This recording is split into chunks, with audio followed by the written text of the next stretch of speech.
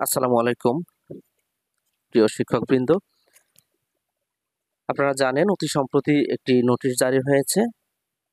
সেটি হচ্ছে কিভাবে নিষ্ক্রিয় ডাটা আপনারা সক্রিয় করতে পারবেন।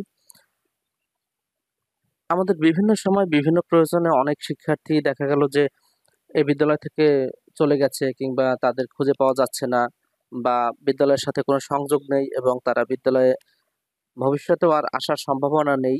এমন যে সকল শিক্ষার্থী আমাদের বিদ্যালয়ে ছিল, উপবৃত্তির সার্ভারে যে সকল শিক্ষার্থীর এমন নাম ছিল, সেই নামগুলোকে আমরা উপবৃত্তির তালিকা থেকে মুছে ফেলার জন্য নিষ্ক্রিয় করে দিয়েছিলাম ইতিপূর্বে বিভিন্ন সময় ধাপে ধাপে। এখন যদি এমন হয়ে থাকে কোনো শিক্ষার্থী চলে এসেছে কিংবা যে কোনো প্রয়োজনে ওই শিক্ষার্থী আপনার বিদ্যালয়ে অন্তর্ভুক্ত করতে হবে, উপবৃত্তির জন্য তালিকাভুক্ত করতে হবে, সেক্ষেত্রে প্রথমেই আপনাকে ওই ডাটাটি সক্রিয় করে নিতে হবে। তো কিভাবে সক্রিয় করবেন সে সংক্রান্ত ভিডিও আজকে আপনাদেরকে দেখাবো। তো চলুন তাহলে আমরা প্রথমে আমাদের উপবৃত্তির সার্ভারে প্রবেশ করি, যে কোনো একটি ব্রাউজার ওপেন করে নেই।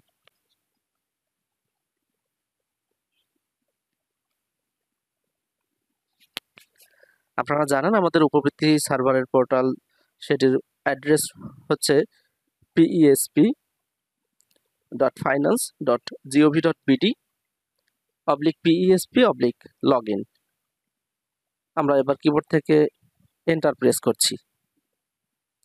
এখানে ইউজার নেম, পাসওয়ার্ড এবং যে ক্যাপচা কোডটি রয়েছে ক্যাপচা কোড দিয়ে আমরা লগ ইন করছি। আপনারা সকলেই এই বিষয়গুলো জানেন, সেজন্য বিস্তারিতভাবে আমি এটুকু আর দেখাচ্ছি না। আমি প্রবেশ করছি আমার বিদ্যালয়ের আইডিতে। ইউজার নেম, পাসওয়ার্ড এবং ক্যাপচা টাইপ করেছি, এবার লগ ইন অপশনে ক্লিক করছি। আমার কাঙ্ক্ষিত যে ওয়েবসাইট সেটিতে আমি চলে এসেছি।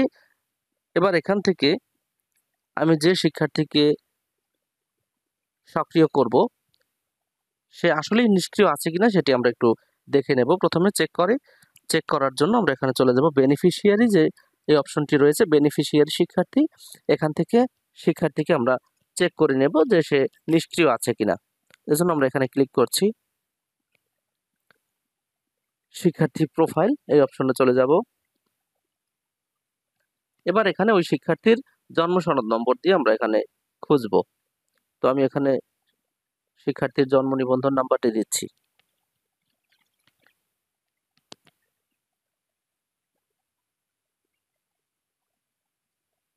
এবার খুঁজুন অপশনে ক্লিক করছি। তো দেখুন আমরা এখানে খুঁজুন অপশনে ক্লিক করার পরে যে তথ্য পেয়েছি, একজন শিক্ষার্থীর নাম দেখা যাচ্ছে, তার ডিটেইল এখানে রয়েছে এবং স্ট্যাটাস এখানে নিষ্ক্রিয় রয়েছে। আমরা এখানে এই শিক্ষার্থীকে সক্রিয় করে দিব। তারপরে সক্রিয় করার পরে আমরা আমাদের পরবর্তী কার্যক্রম চালাতে পারবো।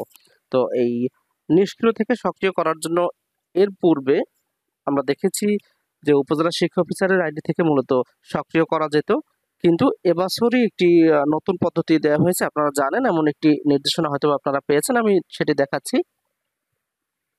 এমন একটি নির্দেশনা দেওয়া হয়েছে পিএসপি থেকে। এটিতে বলা হয়েছে যে আপনারা এখন আগের মতো আর আমরা নিজেরা নিষ্ক্রিয় করতে পারবো না বা নিজেরা সক্রিয় করতে পারবো না। যদি সক্রিয় করার প্রয়োজন পড়ে সেক্ষেত্রে এখানে গুগল ফর্ম রয়েছে একটি, এখানে এই অ্যাড্রেস লিঙ্ক রয়েছে, অথবা এখানেও লিঙ্ক রয়েছে। এই যে লিঙ্ক রয়েছে এই লিঙ্কে আমরা ক্লিক করলে একটি গুগল ফর্ম পাবো। সেখানে আমরা কিছু নির্দিষ্ট তথ্য দিয়ে সাবমিট করে দিলে এখান থেকে আইবাস প্লাস প্লাস যে কর্তৃপক্ষ রয়েছে তারা আমাদেরকে ডাটাটি সক্রিয় করে দেবে। তো চলুন আমরা এই অ্যাড্রেসে চলে যাই।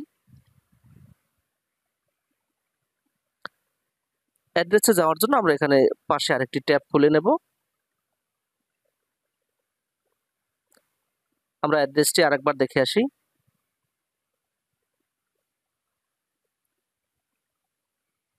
সংক্ষিপ্ত অ্যাড্রেস এটুকু আমরা দিলে হবে, অথবা যদি আপনাদের এই অ্যাড্রেসে যদি আপনাদের কাজ না করে সেক্ষেত্রে আপনারা এই পুরো অ্যাড্রেসটি দিতে পারেন, তবে এটুকু কাজ করবে। আমি আপনাদেরকে দিয়ে দেখাচ্ছি।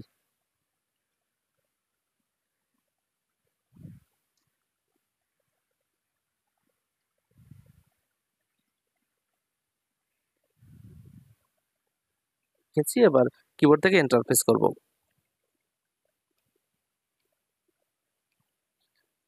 দেখুন সক্রিয় নিষ্ক্রিয়করণ সংক্রান্ত সমস্যা সমাধানের জন্য তথ্য প্রেরণ ফর্ম, অর্থাৎ এখানে তথ্য প্রেরণ করলে আইবাস কর্তৃপক্ষ আমাদেরকে সেটি সক্রিয় করে দিবে। আমরা নিচের দিকে চলে যাই।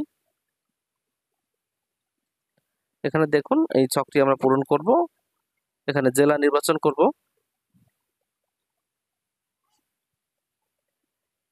সমস্যার ধরন, এখানে 3টি অপশন রয়েছে, যে কোনো একটি আমরা সিলেক্ট করে দিতে পারবো।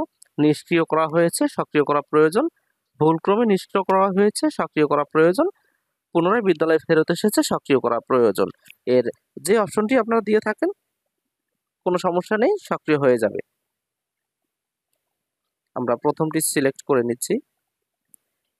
এখানে শিক্ষার্থীর 17 ডিজিটের জন্ম নিবন্ধন নম্বর ইংরেজিতে লিখতে হবে। আমরা এখানে ইংরেজিতে লিখে দিচ্ছি।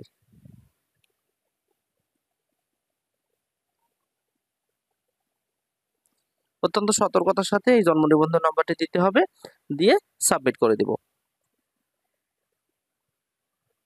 দেখুন আমরা সাবমিট করে দিয়েছি আমাদের তথ্যটি। এখন আইবাস কর্তৃপক্ষ অতি শীঘ্রই তাদের এই কার্যক্রম সম্পন্ন করে আমার এই ডাটাটি সক্রিয় করে দিবে। তো এখানে আরেকটি বিষয় বলে রাখি, যদি আপনাদের একাধিক শিক্ষার্থী থেকে থাকে যাদেরকে আপনারা সক্রিয় করতে চাচ্ছেন, তাহলে কিন্তু একবারে সবগুলো তথ্য না দিয়ে বরং একটি একটি করে তথ্য দিতে হবে। যেমন আপনারা দেখলেন এইমাত্র আমরা একজন শিক্ষার্থীর তথ্য সাবমিট করেছি।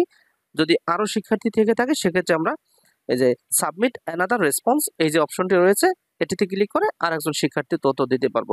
অর্থাৎ একটি ফর্মে একটি শিক্ষার্থীর তথ্যই আমরা সাবমিট দেব। পরবর্তীতে আরো যদি দেওয়ার প্রয়োজন পড়ে সেক্ষেত্রে এখান থেকে আমরা অ্যানাদার রেসপন্স এই অপশনে ক্লিক করে একে একে যতগুলো আমাদের শিক্ষার্থী রয়েছে সাবমিট করে দিতে পারবো। আশা করি আপনারা বুঝতে পেরেছেন। যদি কোনো সমস্যা থেকে থাকে অবশ্যই জানাবেন। ধন্যবাদ সকলকে।